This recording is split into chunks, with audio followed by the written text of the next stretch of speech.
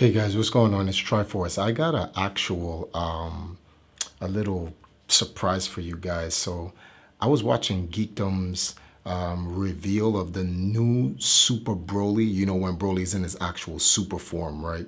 And he was going over some of the stuff that, you know, what makes the new form looks cool and everything. And I noticed something about Broly's form. Now, I decided to listen to the entire a video, and you guys should go check out Geekdom's video on the new Super Broly, where he actually reveals what Broly looks like before he even turns into the form, and then obviously when he's the legendary Super Saiyan form. And there's some things that's really telling about his new form. So I decided to actually go over the form because these things popped in my mind immediately. But before we go into the more pertinent telling signs of what Broly's gonna be based on, because it looks like Akira Toriyama, I'm not sure, I'm confused. I don't know if he's going to reboot Broly or slightly retcon Broly's backstory along with adding something new to him. So let's start with the first one, right? The scar, right? The scar on his face. Now, I went through we've all gone through the first two movies. I don't count Bio Broly. I just ignore that all over because it has nothing to do with the real Broly. But it is very possible that if Broly somehow survived that sun, Broly could have, recovered somewhere else and gone through a lot of different battles throughout the universe 7 and etc., which would be good because then this is how between the time Goku and Vegeta and Gohan first fought Broly may have been battling throughout the entire universe, and this would kind of make sense as to how Broly becomes strong enough to be able to fight Super Saiyan God, Super Saiyan or Super Saiyan Blue, Goku and Vegeta, Kaioken and Evolution. It doesn't make a difference because he could have gotten that scar from someone else that made him more powerful. And you have to also take into consideration, right, that it took 3 Kamehamehas between Goten, Gohan, and Goku, all Super Saiyan level 2s and 1s, depends on how whenever you decide to determine how it actually is in the actual movie. But the point is that's how powerful Broly was, and the Kamehamehas didn't kill him. It was a so-called sun or defeated him, because you don't really see Broly die.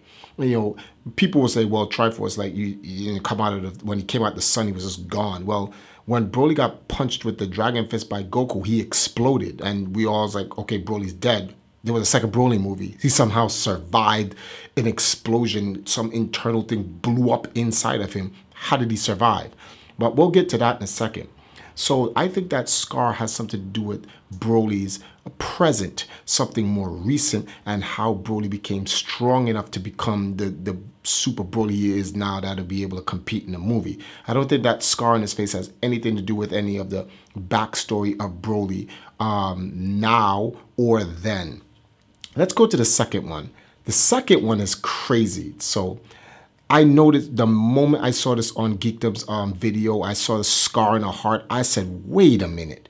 And this is what makes me think that I don't think they're going to redo from scratch Broly's story.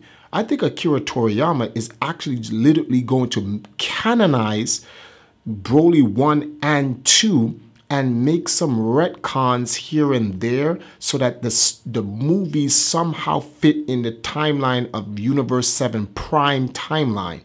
It is very possible, and here's why. So when you look at this part where Broly is fighting Gohan and Goten and Goku with the Kamehameha, when the actual Kamehameha pushes Broly into the sun, the first thing you know is that lump on Broly's chest, and as he's screaming Kakaroto while he's in the sun, and his heart explodes. And that is where Akira Toriyama decides to draw the scar on his heart, right in the same area. And this would be the ending of movie 2. This is why I think he's canonizing the movies, because it's crazy. It's like, okay, so why put that scar there? unless you're going to canonize the movie. And it is actually possible to actually retcon where the movie 2 fits in, because Goku is dead, and Goten says, I wish Dad was here. The Dragon Balls was around. It activated and brought Goku from heaven. So this could be very well in a time, right when Goku even returns back to Earth before the Majin Buu series. That's up to them to kind of figure out how they're going to, where in the timeline movie 2 would go for Broly. But it is very plausible to put something together. I hope the guys take the time to actually go over it and make it look cool. But who knows? We'll see. And let's go to the final part. The final part is the actual scar on the stomach. Now, this could be a mixture of two different things, or one, or like I said, mixture of the two, or just one. This could either be the punch Goku gave Broly, but when you see in movie 2, you'll notice that that punch area is kind of healed. It's just like a bruise there. Or it could be the knife stab that King Vegeta gave Broly when he was an infant child. Either one. But either way, scars 2 and 3 literally link both the two movies and the origin story of Broly being stabbed by King Vegeta. So this really brings up a thing making me wonder, is he literally going to canonize the actual movies and then make some retcon changes to make it fit? And he actually said that. He says he's going to follow the traditional Broly, right? But he's going to make some slight changes.